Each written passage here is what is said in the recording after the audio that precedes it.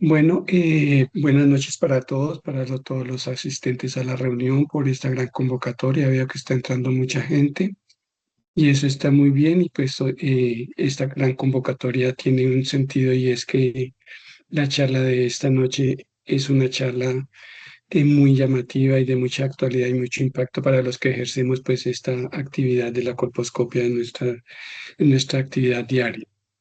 La charla de hoy vamos a hablar de un tema muy importante que es la tamización de cáncer de cuello uterino en una población especial que son las pacientes VIH o pacientes en general, que sería lo que es pacientes con inmunosupresión. Hoy tenemos el agrado y el gusto de poder contar con la participación del doctor Santiago Vieira.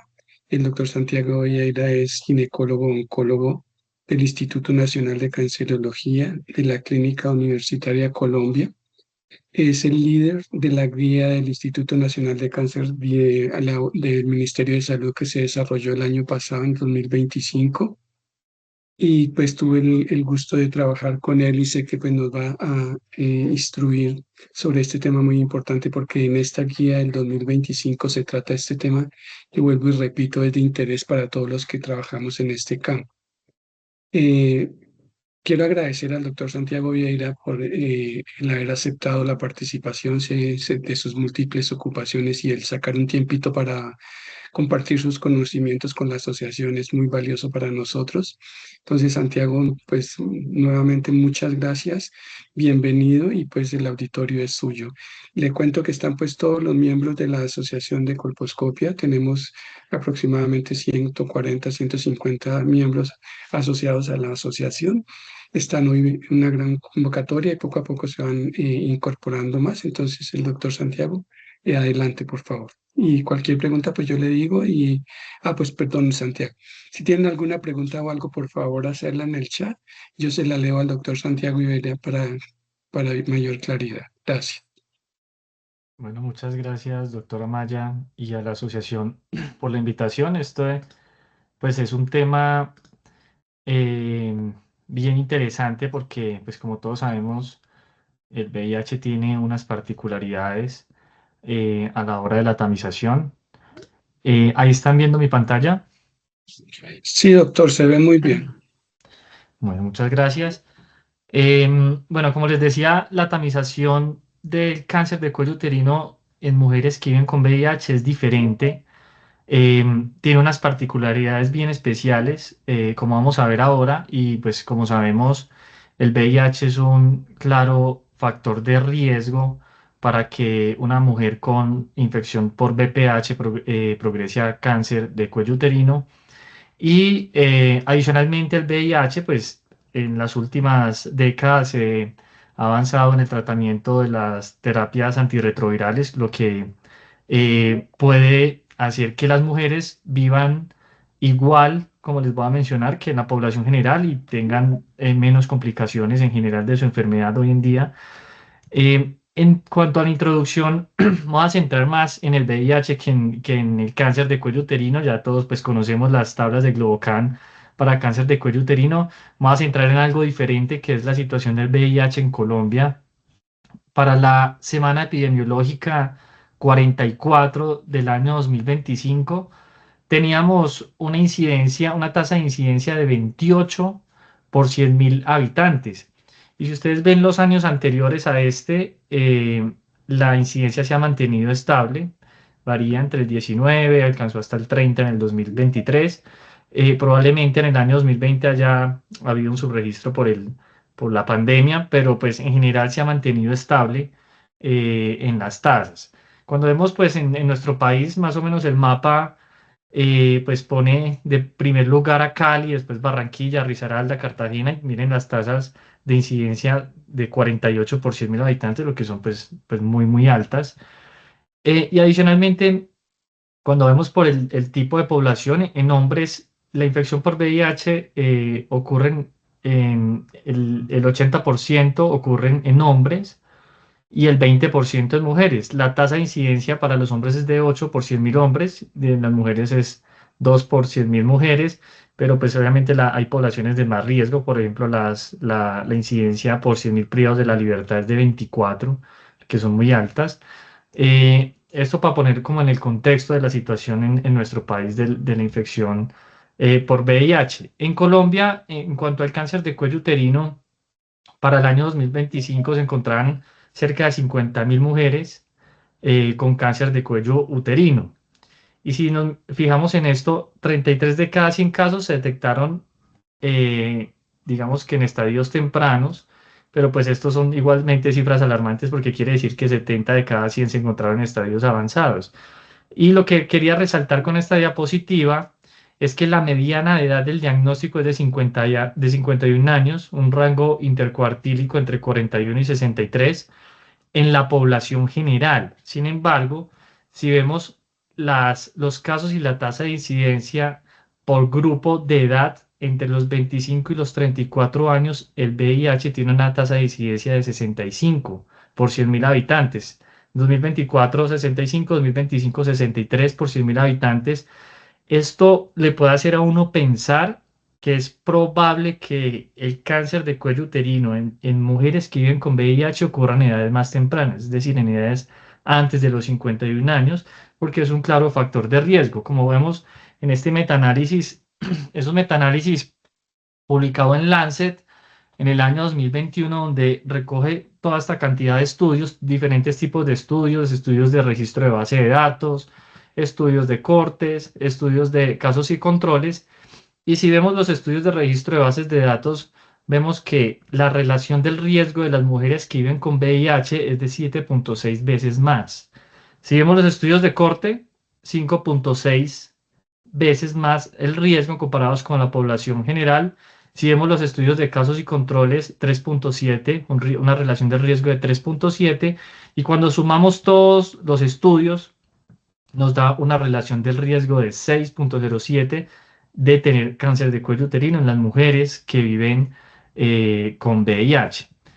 Y si vemos esto para, digamos, dimensionar un poco más el problema, veamos en la tasa global en este estudio la prevalencia de mujeres que viven con VIH mayores de 15 años es solo del 0.67%, pero de acuerdo al análisis que ellos hicieron, la proporción atribuible a la fracción de VIH, es decir, el porcentaje de casos de cáncer de cuello uterino ocurridos por la infección de VIH es del 4.9%, a pesar de que la prevalencia es solo de 0.67%. En general, fueron casi 570.000 casos, pero si vemos la proporción, son casi 28.000 casos que son atribuibles a la infección por VIH en el mundo. En las Américas, pues la prevalencia es menor que digamos que al comparándolo de forma global, es solo el 0.25% con una población atribuible a la fracción por VIH del 1.4%. Y si comparamos, pues, por ejemplo, en otros continentes como África, la prevalencia es del 4.7%, pero el porcentaje de casos de cáncer de cuello uterino atribuibles al VIH es del 21%, que es muy, muy alto. La buena noticia es que si nos fijamos en estas curvas de Kaplan-Meier y vemos cuando las mujeres tienen una carga viral menor de 400 y un CD4 mayor de 350, estas mujeres viven en la expectativa de vida similar a las mujeres en la población general en el Reino Unido. Esto quiere decir que si el VIH está adecuadamente tratado, es posible que las complicaciones sean menores, incluyendo la infección por VPH y consecuentemente el cáncer de cuello uterino. En cuanto al tamizaje en mujeres que viven con VIH, si lo vemos de una forma transversal, la posibilidad de tener un resultado con una prueba de pH positiva va en relación con el recuento de CD4. Si el recuento de CD4 es menor de 200 células, la posibilidad es del 42% de tener un test de VPH positivo y va disminuyendo a medida que vamos teniendo un CD4 mayor, entre 200 a 400, 35.5% y mayor de 500 del 23.2%. Y esto también ocurre con la carga viral. Entre menor carga viral, menor proporción de test de VPH positivos del 26% y entre una carga viral de mayor de 200, un test de VPH positivo del 35,4%. Y ocurre lo mismo en los resultados con citología. Cuando, cuando el CD4 tenemos un recuento de células de CD4 menor a 200 por mililitro cúbico, vemos que la posibilidad de tener una citología normal es del 32,1%, que disminuye al 11,2% cuando tenemos mayor de 500 células por mililitro cúbico. Y lo mismo para la carga viral. Entre menor carga viral, menor proporción de resultados de VPH positivo, y entre mayor carga viral, mayor de 200, mayor proporción, casi el doble, de test de test de VPH, perdón, de test de VPH positivos. Y si lo vemos de una forma longitudinal, la posibilidad de tener un NIC2 con una citología negativa a 3 años con un recuento menor de CD4 es cerca del 3%, y con un recuento de CD4 o más de 500 es cerca al 1%. Y esto es casi que lo que ocurre igual que en la población general. Si tenemos una citología negativa con un test de VPH negativo, la posibilidad de un NIC2 a 3 años con un CD4 mayor de 500 es similar al de la población general, que este es el punto de corte para la población general, según este estudio, es de 0,69%. Y si vemos un test de VPH positivo en todas las mujeres que tienen VIH, la posibilidad de tener un NIC2 a 3 años es casi del 5%, lo que pues tiene unas implicaciones bien interesantes para el tamizaje. Si vemos, por ejemplo, para poner un ejemplo, el ASCUS, con un CD4 menor a 500 a 3 años, tiene un riesgo de un NIC2 de casi del 15%. Igualmente, si tenemos ASCUS con VPH positivo en cualquier mujer que tenga VIH, también tenemos una proporción del 14% de NIC2 a 3 años, lo cual pues es bastante alto. Y de acuerdo a esto, pues digamos que el CDC hace unas recomendaciones basadas en riesgo, y ellos combinan varias cosas, combinan la citología, el BPH, el recuento de CD4, y con esto se estratifica el riesgo para dar una recomendación de qué se debe hacer o en cuánto tiempo se debe volver a repetir una prueba, si a 3 años o a 2 años o incluso a 6 a 12 meses, o si se remite directamente a colposcopia. La edad de inicio en las mujeres que viven con VIH, la tamización también es diferente que en la población general. Si vemos la relación de incidencia estandarizada en esta curva, eh, esto se define de la siguiente manera. La relación de incidencia estandarizada son los casos observados, en este caso los casos observados en mujeres que viven con VIH, sobre los casos esperados, es decir, sobre los casos esperados que ocurren en la población general. Si vemos la relación de incidencia estandarizada entre menores de 24 años, vemos que los autores ni siquiera pudieron establecer una relación porque habían muy poquitos casos, menor de 5 casos de cáncer de cuello uterino. Pero si vemos esta relación de incidencia estandarizada en mujeres entre los 25 y los 29 años, es casi que la más alta, es cerca de un 6 o 7 veces más de casos esperados comparados con la población general en esta edad. Y esto es probable que sea porque es cerca de este grupo etario, entre los 25 y los 34 años, es donde más hay tasa de incidencia, o por lo menos en nuestro país, de VIH, y esto pues digamos que es similar que en otros países. Entonces, la edad de inicio, algunas guías recomiendan desde los 21 años, otras guías como la OMS y la nuestra recomendamos iniciar la tamización desde los 25 años. ¿Y por qué no antes? Esto, digamos que también fue evaluado dentro del modelamiento que ha hecho la OMS con una actualización en el año 2023.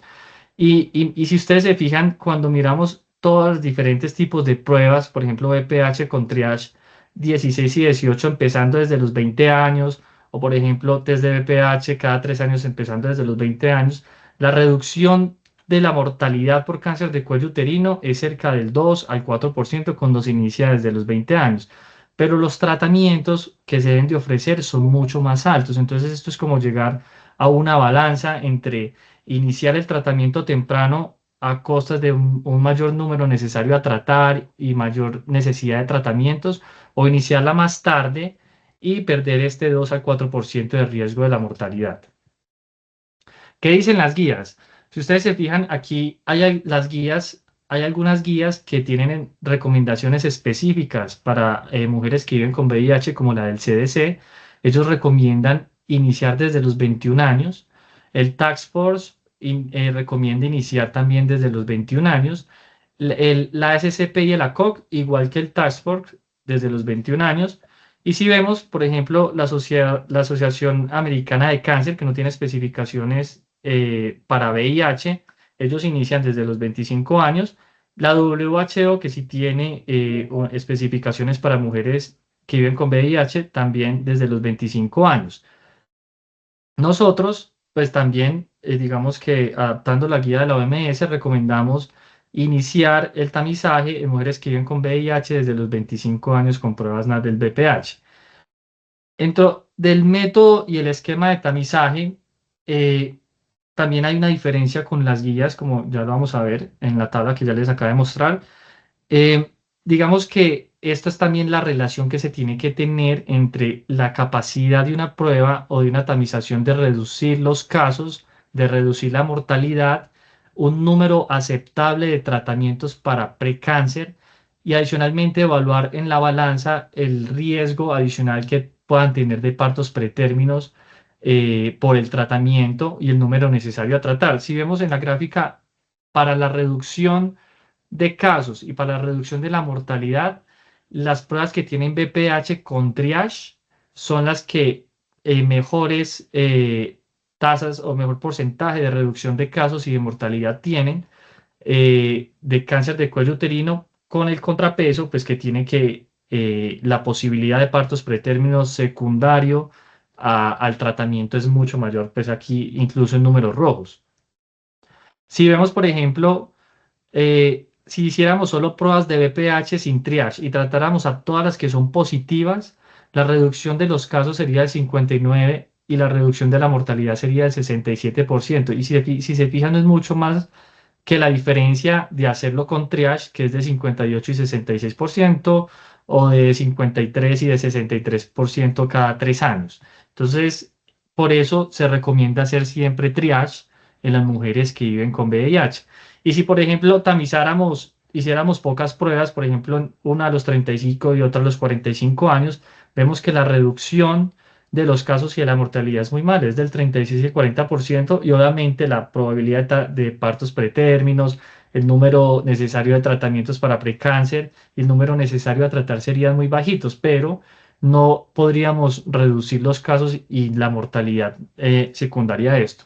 Y lo otro que les quería demostrar es que si ustedes ven y si hiciéramos la tamización con vía, con inspección visual, con ácido acético, la reducción de los casos también es muy mala y la reducción de la mortalidad también es muy mala. Y adicionalmente es la que peor rendimiento tiene porque aparte que no reduce los casos ni la mortalidad, pero necesita un montón de tratamientos y el número necesario a tratar. Es por eso que nuestra guía nos recomienda hacer inspección visual con ácido acético como una prueba de tamización, más sí como prueba de triage, que es diferente, en mujeres que viven con VIH. Entonces, para seguir hablando de las guías, si vemos la CDC recomienda, como les mencionaba, desde los 21 a los 24 años con citología anual. Si tienen 3 citologías negativas, recomienda continuar con citología cada 3 años. Igual en la población entre 25 y 29 años. Estas son las especificaciones para mujeres que viven con VIH. El Task Force solo incluye la población general, también recomienda citología, pero cada 3 años en este grupo. Y la SCP y la COC, pues similares al Task Force. Si vemos en mayores de 30 años, ya en el CDC incluye el co-testing, hacer 3 co-test anuales por 3 años y después cada 3 años, o citología únicamente igual, citología anual por 3 consecutivas y después cada 3 años. Si nos fijamos, por ejemplo, en la Sociedad Americana del Cáncer, ellos no tienen especificaciones para mujeres con VIH y empiezan con test de VPH desde los 25 años cada 5 años. La OMS sí tiene recomendaciones específicas para mujeres que viven con VIH y pues recomiendan el test de VPH, ya sea por el clínico o autotoma cada 3 a 5 años y en mayores de 30 años igualmente test de VPH cada 3 a 5 años. Nosotros recomendamos lo mismo, se recomienda pruebas NAT del VPH cada 3 años y como una consideración de implementación, la citología debe ser usada como la prueba de tamización primaria si las pruebas NAT del VPH no están disponibles. En la guía, si ustedes se fijan, nunca está en inspección visual con ácido acético porque es la que menor rendimiento tiene y la que más número necesario a tratarse necesita y más tratamientos necesitan para prevenir. Este es el algoritmo del CDC, para recalcar acá, entre 21 y 29 años. Si la citología es normal, repiten 3 anuales por 3 consecutivas y después cada 3 años. Si es ASCUS, repiten la citología a los 6 a 12 meses y si es mayor o igual a LSIL, colposcopia. La, como les mostraba en la edad de inicio, la tasa relativa de incidencias a partir de los 25 años, la explicación de ellos empezar desde los 21 años en mujeres que viven con VIH, es que ellos dan, simplemente es por dar un periodo de ventana, reconociendo que los casos por debajo de 25 años son muy raros. En la OMS sí incluyen desde los 25 años porque pues es la edad donde más casos se empiezan a presentar y pues así digamos que lo asumimos nosotros igual. El CDC en mayores de 30 años también siguen recomendando la citología y acá pues hay una división. Si no se hizo test de VPH, pues se hace el mismo algoritmo que les mostré anteriormente, pero con un test de VPH, entonces acá hay algunas consideraciones. Si la citología es normal y el test de VPH es negativo, se repite un cotest en 3 años. Si el VPH es positivo pero no hay genotipificación, se repite el cotest en un año. Y si el BPH es positivo y es positivo para otros de alto riesgo, no incluyendo el 16 o el 18, se repite el COTES en un año, pero si es positivo para el 16 o 18, sí se hace colposcopia. Ahora, si es ASCUS y BPH negativo, ellos repiten la citología en 6 a 12 meses, o un COTES en un año, y si es positivo, pues simplemente se hace la colposcopia. E igualmente, citología mayor o igual a LSL, independientemente del BPH, son llevadas a colposcopia. ¿Qué tenemos nosotros? Nosotros tenemos que a partir de los 25 años, pruebas NAT del VPH positivo en mujeres que viven con VIH, se hace el mismo esquema que en la población general. Si es otros de alto riesgo, se hace un triage con citología. Si es positivo para 16, 18, 45, pues ya tenemos un triage positivo para genotipificación y se lleva a colposcopia. Si la citología por este lado de alto riesgo es mayor o igual a ASCUS, se lleva a colposcopia. Si en la citología, en la colposcopia sale negativo NIC1 o la citología es normal, nosotros hacemos un seguimiento a 12 meses en mujeres que viven con VIH, a diferencia de la población general que es de 18 a 24 meses. Y eso también tiene una razón de ser. En el modelamiento de la OMS, incluyendo diferentes tipos de tamización, de triage, perdón, todas tamizadas con BPH con diferentes triage, encontramos que, encontramos que si el seguimiento fuera 24 meses, como lo proponemos en la población general, aumentaría el número de muertes por cáncer de cuello uterino entre un 2 a un 5%. Pero si en cambio hiciéramos, por ejemplo, BPH cada 12 a 20, a los 12 meses y a los 24 meses, miren que la reducción de la mortalidad no es tan alta, incluso es menos es del 0,1%, 0,2%. Por eso en estas mujeres se debe repetir el test de BPH a los 12 meses y si es negativo, ya entraría un seguimiento como en un seguimiento rutinario. Ahora, si vemos acá el mismo algoritmo, pero es una paciente que por alguno de los caminos llegó a un NIC2 o un NIC3 en la biopsia y se le hace una conización LEDS o con bisturí frío, el seguimiento debe ser a 12 meses con pruebas NAT del BPH y esto también tiene una razón de ser y es que dentro del modelamiento también cuando se hace la prueba con BPH y un triage con cualquiera sea el tipo de triage que hagamos, vemos que si hacemos el seguimiento a 24 meses y no a 12 meses, también aumenta la mortalidad por cáncer de cuello uterino entre un 4, un 6%, 2,8%, pues dependiendo del tipo de triage que hagamos. Pero adicionalmente, si decidiéramos seguirla en vez de con un test de BPH a los 12 meses, sino con un co-test a los 12 meses, miren que la reducción solo sería el 0,2%. Por lo tanto, la razón de ser es esta, que es el modelamiento, y es hacer un test de BPH a los 12 meses y no un co-test o un seguimiento a 24 meses como en la población general. En cuanto a la edad de finalización, vuelvo y les muestro esta relación de incidencia estandarizada. Si trazamos una línea a través del 1, porque esto querría decir que los casos observados son mayor que los casos esperados, vemos que incluso en edades entre los 60 a 64 años, 65 a 69 años, incluso 70 y 74 años, la relación del riesgo es mucho más alta, que los casos esperados son mucho mayores en esta población comparados con la población general. La OMS, ¿qué dice? La OMS dice que hay que tamizar hasta los 50 años, pero hace la aclaración que cuando hay herramientas disponibles, se deben de tamizar entre 50 a 65 años, especialmente en aquellas mujeres que nunca han sido tamizadas. ¿Nosotros qué decimos? Se recomienda también hasta los 65 años, y acá hay una aclaración bien importante, y es que después de los 65 años, suspender la tamización luego de 2 resultados negativos consecutivos con los intervalos rutinarios recomendados para la edad. Y adicionalmente, recomendamos detener la tamización en mujeres que viven con VIH con histerectomía total por patología benigna, sin antecedentes de lesiones intraepiteliales escamosas de alto grado o adenocarcinoma in situ. Miren lo que dice el CDC. El CDC dice que para mujeres mayores de 65 años se recomienda continuar la tamización porque esta población tiene un riesgo mayor a tener cáncer de cuello uterino. Sin embargo, pues obviamente se debe de tener en cuenta la expectativa de vida de las pacientes y los factores de riesgo. Esto me pareció interesante porque el Instituto Nacional en Nueva York dice que las pacientes con VIH, quienes son llevadas a histerectomía total, deben de seguir teniendo una tamización para neoplasia intraepitelial vaginal con COTEST por el riesgo alto, digamos, que tienen estas pacientes. Esto es una actualización del 2022. ¿Qué dice? Pues los poquitos estudios que hay. Este es un estudio que muestra la frecuencia de lesiones intraepiteliales de alto grado en mujeres mayores de 65 años que viven con VIH. Este estudio incluyó 169 mujeres mayores o iguales a 65 años.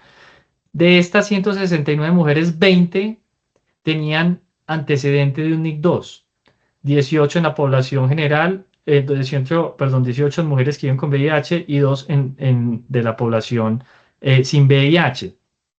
Por lo tanto, estas pacientes se excluían porque estas pacientes, de acuerdo a la guía, a las guías americanas, tienen que seguirse tamizando por 25 años más después del NIC2. Por lo tanto, si esta paciente tenía 50 años, pues ya va a superar los 65 años y por eso la excluían. De esa nos quedan 149 pacientes sin NIC2 previo. De estas 149, 74 tenían citología anormal en los últimos 10 años y por lo tanto no cumplía los criterios de salida a los 65 años y tenían que seguir siendo tamizadas después de los 65 años. Por lo tanto, nos quedan solo 75 pacientes, 45 mujeres que viven con VIH y 30 mujeres sin VIH. Dentro de este grupito pequeño, tenemos que no hay diferencias significativas en cuanto a encontrar una lesión de alto grado al seguirse tamizando. Es decir, que los antecedentes son supremamente importantes. No todas cumplen los criterios de salida, pero si los cumplieran, que es este pequeño grupo de pacientes, no hay diferencias cuando uno sigue no hay diferencias en encontrar un HSIL cuando uno la sigue tamizando por encima de los 65 años. Adicionalmente, de estas 149 pacientes, 50 tenían histerectomía previa y dentro de este grupo tampoco hubo diferencias significativas en encontrar una lesión de alto grado después de los 65 años.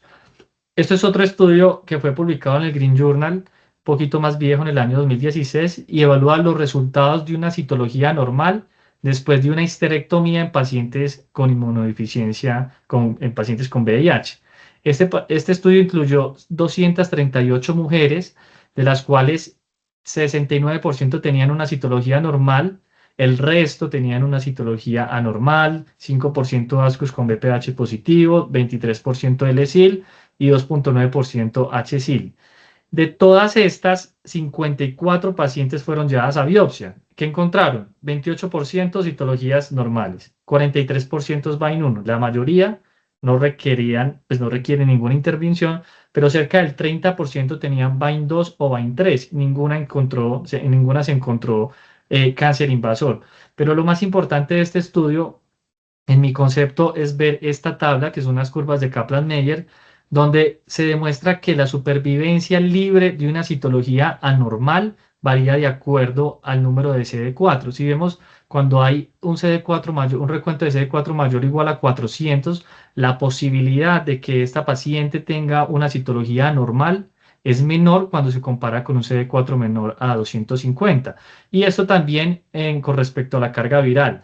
Una carga viral menor a 400 tiene una supervivencia libre de una citología normal mayor que las que tienen cargas virales más altas, con diferencia estadísticamente significativa. Entonces, estos hallazgos son importantes a la hora de dejar de tamizar a una mujer que vive con VIH, incluso a la hora de seguirla. La otra cuestión es, por ejemplo, la autotoma. La OMS y nuestra guía también pues, menciona que podemos hacer autotoma en mujeres que viven con VIH. La concordancia cuando se hace autotoma versus la toma por un profesional clínico varía de acuerdo a los estudios entre el 79 y el 94%. La autotoma tiene una sensibilidad que puede variar entre el 77% al 92%, y la especificidad, pues del 44 al 93% varía, pero sigue siendo una herramienta útil y comparable, o una alternativa comparable con la toma de profesional clínico, especialmente en mujeres que son de difícil acceso. Esto es una diapositiva que les quería mostrar simplemente como para complementar la prevención primaria, que es la vacunación en esta población que también es especial en este tema, porque la CDC recomienda hacer vacunación entre los 11 a los 12 años, pero recomiendan iniciar igualmente desde los 9 años, también pues lo consideran. Pero fíjense que ellos consideran siempre 3 dosis, de 1 a 2 y a los 6 meses.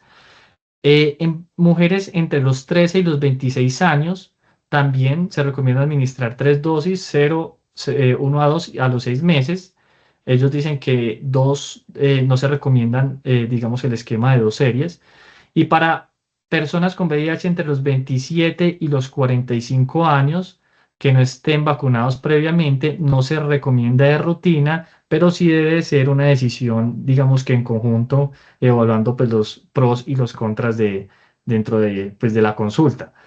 Y para las mujeres que están adecuadamente vacunadas con la bivalente o con la cuadrivalente, ellos pues dicen que algunos expertos recomiendan revacunar con la nonavalente. Sin embargo, pues hay ausencia de evidencia como para dar una recomendación fuerte en este sentido. Hace 15 días salió la nueva guía de la OMS, que es la actualización. Ellos pues incluyen la genotipificación extendida. Es un poco compleja, digamos que la guía. Sin embargo, para la recomendación para mujeres que viven con VIH, todavía pues no hacen una recomendación con respecto a la genotipificación extendida, y todavía siguen pues recomendando la guía anterior en el escenario de tamizar, triage y tratar. Siempre es importante decir y recalcar que en la población que vive con VIH, siempre es importante hacer la tamización con triage. Finalmente, entonces, los mensajes para llevar a casa. Aunque la prevalencia de infección por VIH es baja, es causante de una proporción importante de casos de cáncer de cuello uterino.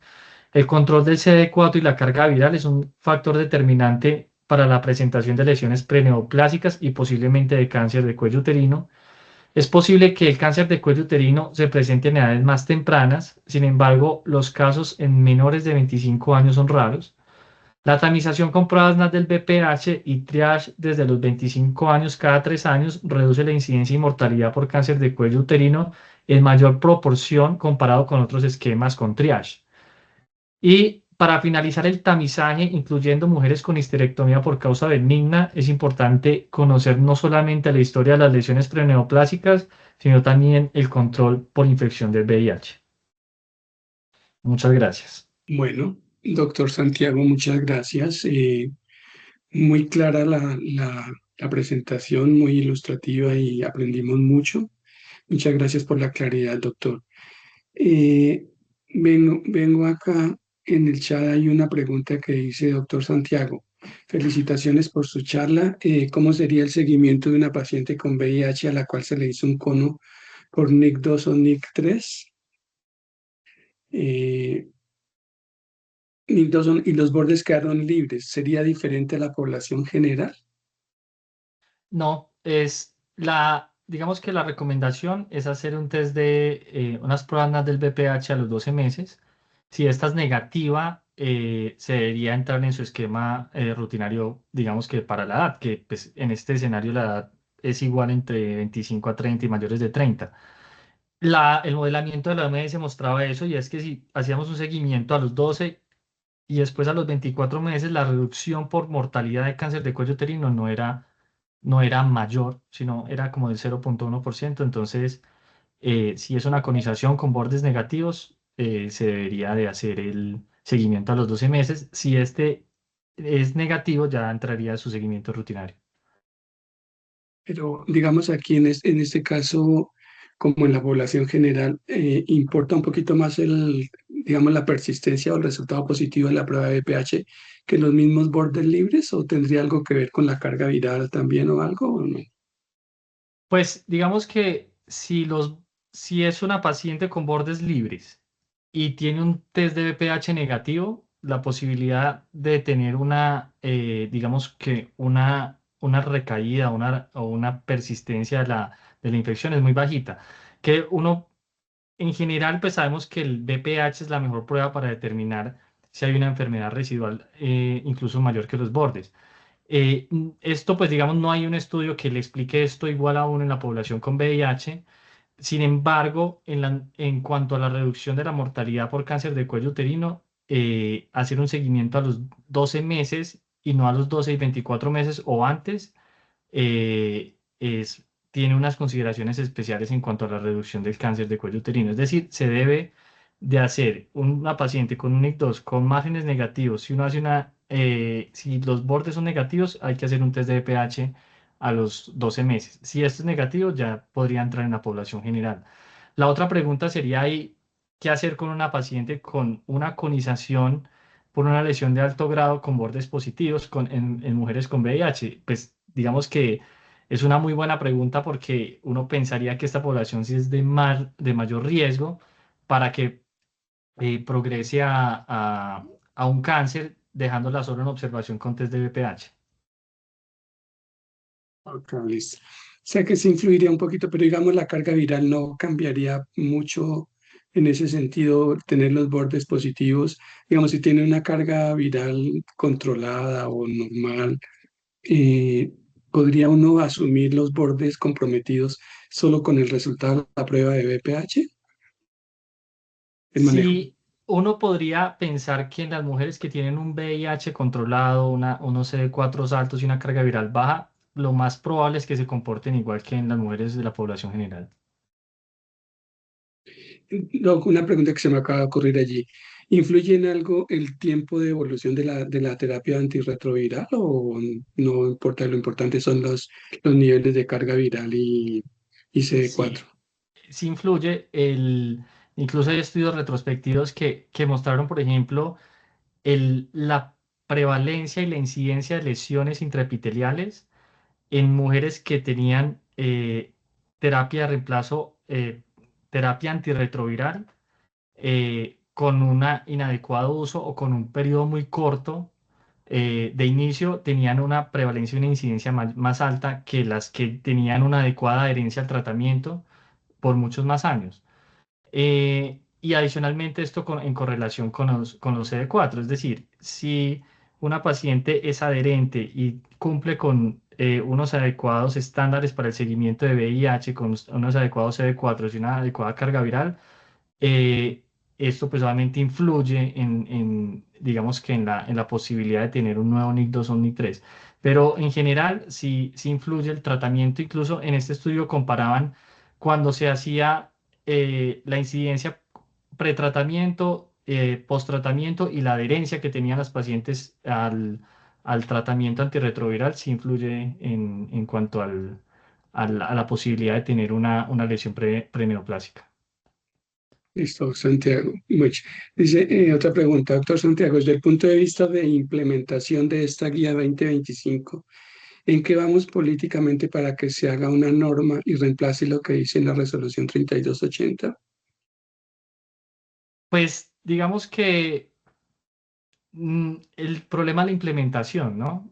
El problema es la implementación, si vamos a hablar de la nueva guía de la OMS, el problema ahí es la implementación con la genotipificación extendida. Entonces, pues yo, digamos que cuando salió la nueva guía discutí algo con la doctora Trujillo y era, entonces nuestra guía ya no aplica, pero el problema es la implementación. ¿Cuántas pruebas nosotros tenemos que nos hagan una genotipificación extendida y podamos hacer, digamos, tomar decisiones clínicas con respecto a eso?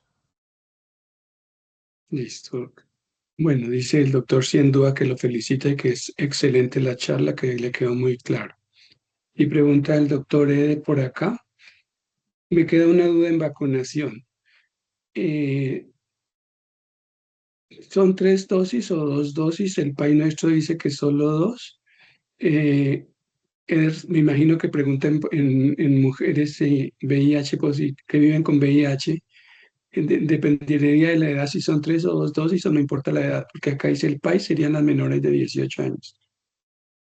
Sí, pues si estamos hablando de mujeres con VIH, lo que recomienda la CDC y la OMS es al menos, mejor dicho, la OMS recomienda al menos dos dosis, preferiblemente tres. El CDC recomienda tres dosis. Y obviamente pues es una población de riesgo, entonces digamos que si nos alineamos con las recomendaciones nacionales y las recomendaciones de la OMS, es al menos dos dosis, pero preferiblemente tres. Idealmente con la nonavalente, ¿cierto? Idealmente con la nona valente. Hasta ahora pues en nuestro país, como sabemos todos, estamos con la cuadrivalente, pero es porque están esperando a que se acabe el stock de las vacunas pues, que tenemos. Y una vez estas se acaben, ya o empezaremos pues a vacunar con la nonavalente. Ok. Y aquí, complementando un poquito, hay como una controversia en la vacunación en pacientes posconización con pacientes NIC2, NIC3 en VIH. Eh, ¿Habría alguna recomendación o se comportaría igual que lo que conocemos sobre vacunación en pacientes tratadas para ley de alto grado? Pues eso es una recomendación. Sí, lo que les mostraba yo del CDC en mujeres o en personas mayores de 25 años, incluso pues ni siquiera que hayan tenido NIC2, no, la recomendación, digamos que hay falta de evidencia para uno saber si hay un beneficio real o no, pues con pacientes que tengan una conización por una lesión de alto grado creo que es aún más controversial. Yo creo que la evidencia es, pues es muy baja y yo creo que aquí lo que hay que hacer es hacer un adecuado seguimiento antes de considerar una vacunación en esta población desde el punto de vista de salud pública. Sí, porque uno asumiría allí que pues digamos, una de las dudas el efecto de la vacuna sobre las pacientes que viven con VIH es que por el riesgo, digamos, como el VIH es una enfermedad muchas veces de transmisión sexual, no siempre, y el VPH también es una infección de transmisión sexual, uno pensaría que estas mujeres, o lo que la literatura dice es que las mujeres que viven con VIH, el efecto o la efectividad de la vacuna sería mucho menos que en la población general, ¿cierto, Santiago? ¿O De se acuerdo, comportaría? de acuerdo. Ok, Sí, es posible listo. que, y esa es digamos, esa es la plausibilidad por la cual se recomiendan más dosis. Exacto, listo. Entonces, otra pregunta acá del doctor Eder, si el borde lateral, no vértice, aclara él, O sea, los bordes externos, tengo entendido. ¿Es positivo para NIC 2 o 3? ¿Lo reconiza o también como la población general la observa dependiendo de los resultados de la prueba de VIH, de VPH de seguimiento, perdón? Yo creo que hay que individualizar. Si uno tiene un- una prueba de BPH negativa y la paciente tiene adecuado seguimiento y tiene un adecuado control de su VIH, yo pienso, en mi opinión, no lo dice ninguna guía porque esa pues no está en ningún lado, yo creo que uno la podría seguir igual que en la población general. Ahora, si es una paciente de difícil seguimiento o si es una paciente que no tiene un adecuado control de su VIH, probablemente lo mejor sea reconocerla. Listo, bueno, gracias. Entonces viene otra felicitaciones, Santiago, excelente charla. Otra pregunta acá. En el momento en que se empiece con la nonavalente, ¿el esquema del país se mantendría igual o se piensa hacer algún ajuste? No sé si se refiere a la población general o solo a las del VIH. Yo creo que en general es igual. La recomendación sigue siendo igual, una sola dosis en la población general, en niñas y niños entre los 9 y 17 años, y las recomendaciones pues especiales para personas para mujeres con infección por VIH, igual tendría que ser, como lo asume la CDC, el CDC, al menos, pues la OMS al menos 2 dosis, el CDC recomienda 3 dosis. Ok. Y es importante Eh, aclarar que las 2 dosis tienen que ser por lo menos en un periodo mayor a 6 meses de diferencia cuando solo se va a aplicar 2 dosis, pero se recomienda al menos 3. Cáliz. Doc, una pregunta. Pacientes post-histerectomía que viven con VIH, ¿el seguimiento sería cuál de post-tratamiento? El seguimiento en mujeres que viven con VIH, digamos que dentro de las recomendaciones, si uno tiene un NIC2, por ejemplo, un NIC2, la paciente no se puede hacer una reconización, se hizo histerectomía, lo que recomiendan las guías americanas es hacer un cotest. Digamos, lo que recomienda el CDC es hacer cotest.